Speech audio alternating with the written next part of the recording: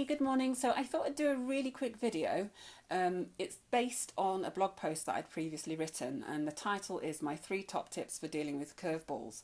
Now, you might notice that I'm in my gym kit still. I've just come back from the gym and I'm feeling absolutely amazing today.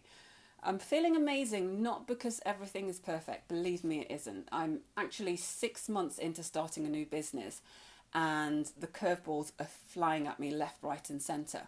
But I kind of feel that I've got to a stage now where I'm understanding what it is I need to do to move myself forwards and not to kind of be so negatively impacted by the things that are happening around me.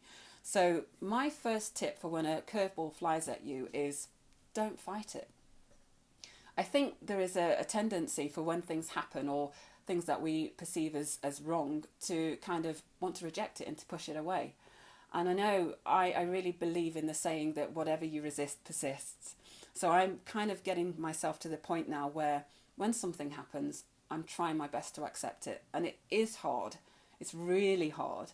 But if you can get yourself to that point where you're not asking yourself questions like why me or again or what's wrong with me, that you'll feel better for it. So again, I say don't fight it. So that's my first tip. My second tip is remember the bigger picture.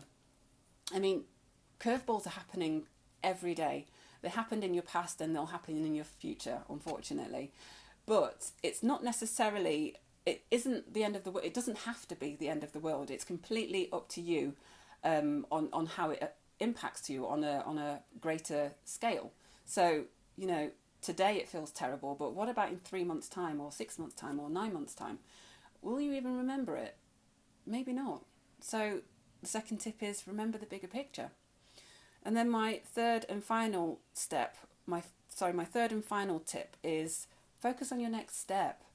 Okay, that thing happened and you had no control over it and you didn't like it, you didn't enjoy it, but you're now in a position to decide what next. So what next? Anything can happen. It's completely up to you. And this is your opportunity to take your power back. So the third step is focus on your next step.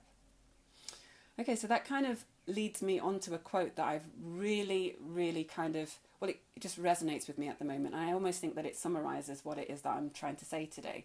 And it's a quote by a really amazing man called Viktor Frankl. I don't know it off by heart, so I am going to be reading it out. But it goes like this. Between stimulus and response, there is a space. In that space is our power to choose our response. In our response lies our growth and our freedom. So I kind of think that, something happens and there's going to be an outcome, but it's kind of, we have no control over what has happened, but it's completely up to us how we deal with it or how we choose to frame it. So sometimes it's worth just sitting back and just allowing that thing to happen and allowing that thing to be, because then you find your power. Okay, so that is my first video, and if you've enjoyed the video, press like, and if you didn't enjoy the video, that's fine, because I'll still be back next week. Happy Friday!